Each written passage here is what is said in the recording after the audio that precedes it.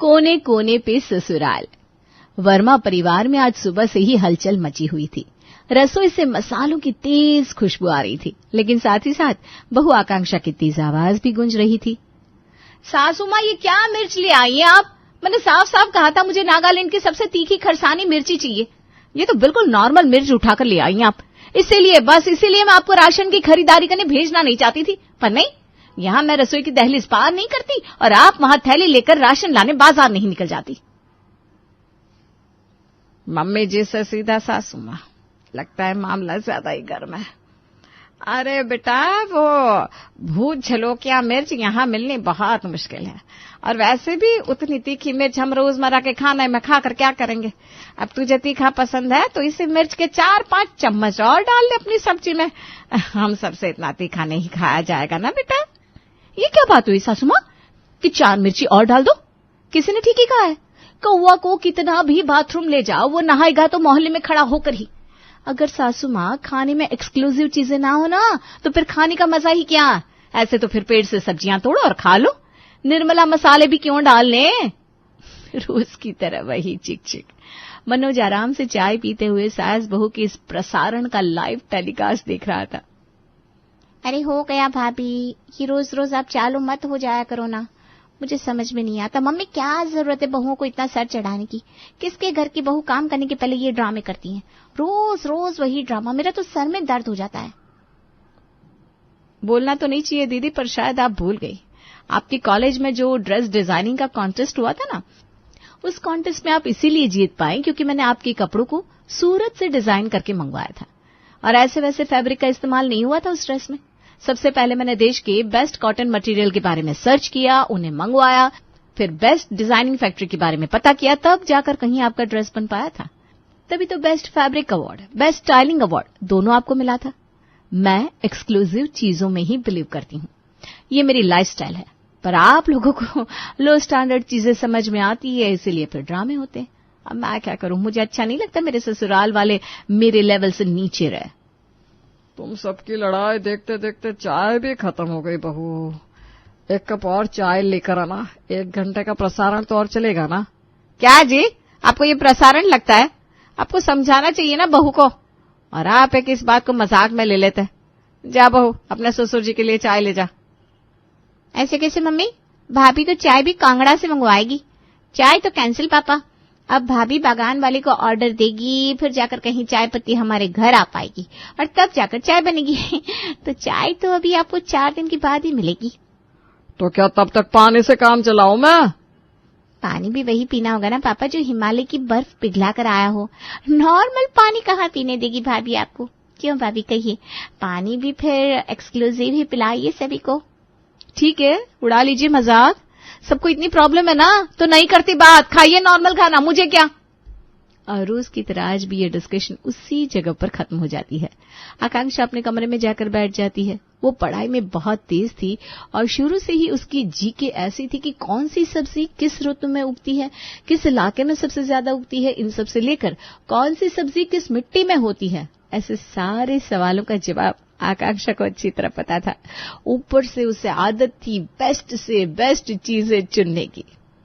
समझ में नहीं आता, ऐसा भी नहीं है कि मेरे ससुराल वाले भूखे नंगे, अच्छा खासा पैसा है हमारे पास, फिर क्यों एवरेज लाइफ जीना। एक ही तो लाइफ है, अगर सब कुछ टेस्ट नहीं किया तो क्या जिया।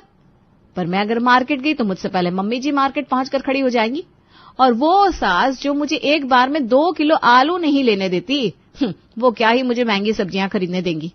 ऑफलाइन नहीं तो ऑनलाइन मार्केट ट्राई करो। पर ये सारी क्वालिटी की चीजें हैं, ऑनलाइन मंगवाई तो भी क्या गारंटी के सामान सही से आएगा। वही रोज का खाना बिना किसी स्पेशलिटी की दुखी होकर आकांक्षा अपनी हाउस हेल्प के साथ मिलकर बनाती है और सबको परोसती है। बताओ बहू, कितना स्वाद है तुम्हारे खाने में। वाह भाई वाह, मजा आ गया। यह बेस्ट चीज के चक्कर में ना तो बेकार ही अपना दिमाग खपाती हो। टैलेंटेड तो वो इंसान होता है जो आसपास मिलने वाली आम सब्जियों और मसालों से कुछ तगड़ा बना दे। जी पापा जी, आप बिल्कुल ठीक कह रहे हैं। वो कहते हैं ना, खाली दिमाग शैतान का घर होता है। घर में झाड़ू पोछा बर्तन इवन खाने का भी आधे से ज्यादा काम करने के लिए काम वाली है ना, इसीलिए लगता है ज्यादा फ्री होने के कारण ये उलझुल आइडियाज आ रहे थे मेरे दिमाग में। पर अब मैंने सोच लिया है, मैं बर्तन वाली को हटा दूंगी और फ्री टाइम में बैठकर बर्तन घिसूंगी, फिर मेरा दिमाग कहीं नहीं जाएगा। और सुबह के लिए सॉरी मम्मी जी, और आपको भी सॉरी दीदी, आप तो जानती है मेरा दिमाग कैसा है। अरे भाभी, आप सॉरी क्यों बोल रही हैं? आपकी बातों को ऐसे भी हम दिल पर नहीं लेते। चलो अब सब क्लियर हो गया ना, वरना हिमाचल में भी मेरे दिमाग में यही सब चलता रहता। तू हिमाचल जा रहा है, तूने बताया भी नहीं? अरे हाँ मम्मी, वो मेरे एग्जाम का सेंटर हिमाचल पड़ा है ना। हिमाचल? ये तो बड़ा अच्छा मौका है आकांक्षा। तो फिर जिस सब्जी का एग्जाम है ना, उसकी बुक्स और कॉपीज मुझे दे दीजिए देवर जी, मैं ना उसकी पूजा कर दूंगी, फिर देखिएगा कैसे 1 नंबर एग्जाम जाता है आपका। जीतू अपने कुछ बुक्स और कॉपीज अपनी भाभी को देता है। आकांक्षा उसकी कॉपी के फ्रंट पेज पर लिखती है अपनी आकांक्षा मेरा मतलब है अपनी ख्वाहिश। अगली सुबह जीतू अपनी भाभी के कमरे में आता है। आकांक्षा जीतू को दही चीनी खिलाते हुए कहती है, भगवान का आशीर्वाद है इन किताबों में, अच्छे से रखना इसे जीतू। तू तो मुझे अपनी बहन मानता है ना जीतू? हाँ भाभी, इसमें बोलने वाली क्या बात है। तो आज वो मौका है जब तू ये साबित कर सकता है कि तू सच में मेरी इज्जत करता है। इस कॉपी के पहले पन्ने पर मैंने कुछ लिखा है, वो चीजें ना तुझे हिमाचल से लानी है। मशरूम भाभी? अरे वहां पर सबसे बेस्ट क्वालिटी के मशरूम मिलते हैं, लेकर आएगा ना जीतू? अरे भाभी, आपने तो मुझे डरा ही दिया था, मुझे लगा कहीं आपने डायमंड का सेट वेट मांग लिया तो कहां से लाकर दूंगा मैं। जीतू हिमाचल चला जाता है और पूरे 1 हफ्ते के बाद वादे के मुताबिक अपनी भाभी के लिए बेस्ट क्वालिटी के मशरूम लेकर लौटता है, जिसे देखकर आकांक्षा की खुशी का तो ठिकाना नहीं रहता। और आज बनाती है आकांक्षा मशरूम मसाला। सारी तैयारी कर दी है मैंने भाभी, आप जल्दी से ग्रेवी बना दीजिए। आज तो इस प्रीमियम क्वालिटी से बने मशरूम मसाले को खाकर पूरे घर वाले मेरे दीवाने हो जाएंगे।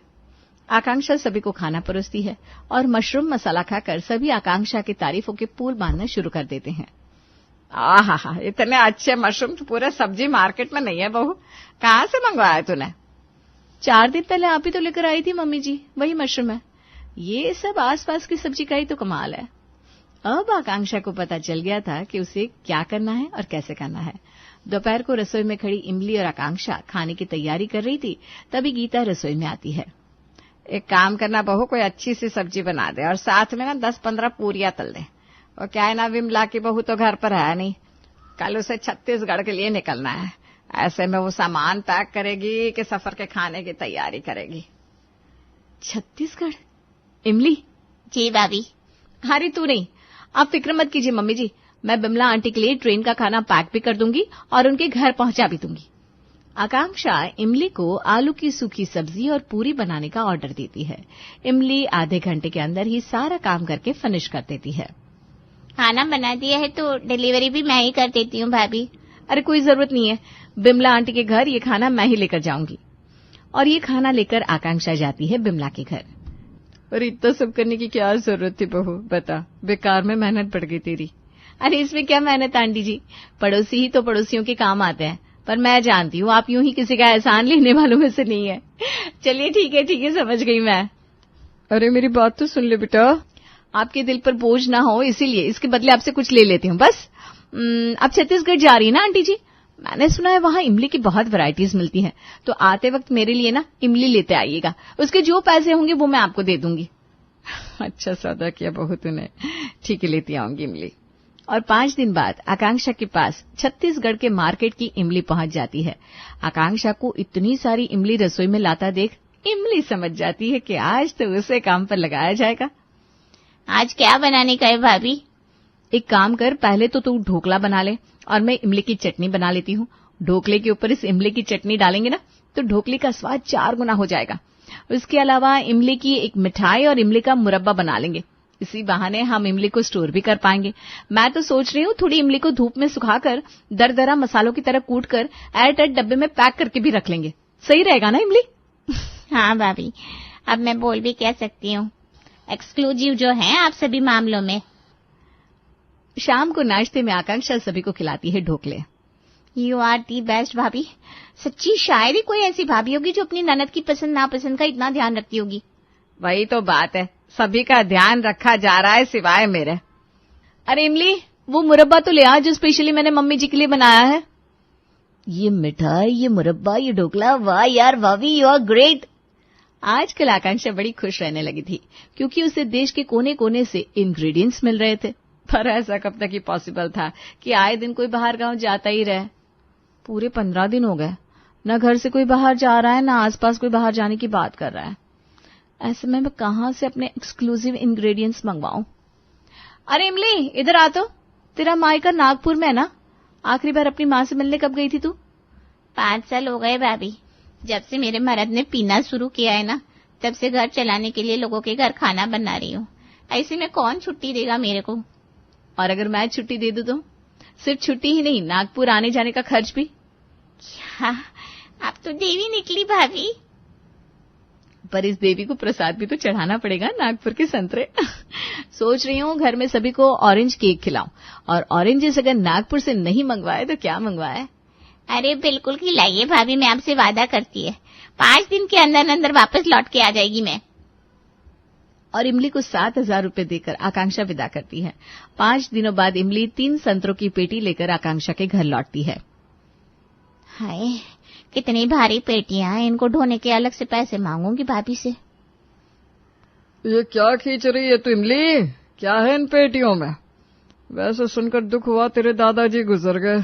क्या उम्र होगी उनकी? मेरे दादाजी? तभी भागती हुई आकांक्षा आती है। जो जा चुका है उसकी उम्र पूछकर क्या कर लेंगे हम पापा जी? ये सब पूछकर आप क्यों इमली के जख्मों को कुरेद रहे हैं? इन पेटियों में ना पापा जी नारियल है। वो क्या है कि इमली का पति नशे में डूबने के पहले नारियल का बिजनेस किया करता था। इतने पुराने पुराने नारियल उसके घर पर पड़े सड़ रहे थे, तो मैंने बोला यहाँ ले आ, मैं एक साथ इसका फैसला कर दूंगी, या गरीबों को दे दूंगी, चूल्हे में डालकर कम से कम 2 रोटियां तो बना लेंगे। सही है, सही है बहू, इसे ही कहते हैं ना, एक्सक्लूसिव होना लगी रहे भाई। अपनी बहू के सर पर हाथ रखकर मनोज बाहर निकल जाता है। आपको मेरे दादाजी को मारने की जरूरत नहीं थी भाभी। अब चुप करना, एक तो छुट्टी दिलवा दी, ऊपर से मुझे सुना रही है। तुझे नागपुर से संतरे लाने को बोला था मैंने, पूरा नागपुर नहीं, 3-3 पेटी संतरे लाने की क्या जरूरत थी? अब पकड़ इसे और रसोई में ले जाने में मेरी मदद कर। आज आकांक्षा के पास इतने सारे संतरे थे कि पतीला भर भर कर आकांक्षा संतरे का जूस बनाती है और अपने घर वालों के साथ साथ मोहल्ले वालों को भी पिलाने का इंतजाम कर लेती है। 2 मटकों में जूस भरकर आकांक्षा अपने घर के बाहर खड़ी हो जाती है और आने जाने वाले सभी लोगों को मुफ्त में संतरे का जूस पिलाती है। पहली बहू रानी देखिए जिनका मन इतना सरल है, वरना यहाँ लोग नौकरों को पूछते भी नहीं, और बहू रानी हम सबको जूस पिला रही। बड़ा भाग्य है आपके बड़े भैया जो ऐसी बीवी मिली। ये बात तो ठीक ही कह रहा है माली, प्रेम तो लकी है। भले पुण्य आकांक्षा कर रही है, पर इसका आधा फायदा तो तुझे भी मिलेगा, पति है तो इसका। वैसे आकांक्षा सच में हाथ बड़ा खुला है तेरा, कोई भी तेरे घर जाकर भूखा नहीं लौटेगा। जीती रहे बेटा। अरे आंटी जी, आप भी ना ऐसा कुछ कहाँ किया है मैंने। लोगों को टेस्टी टेस्टी खाना बनाकर खिलाना अच्छा लगता है मुझे।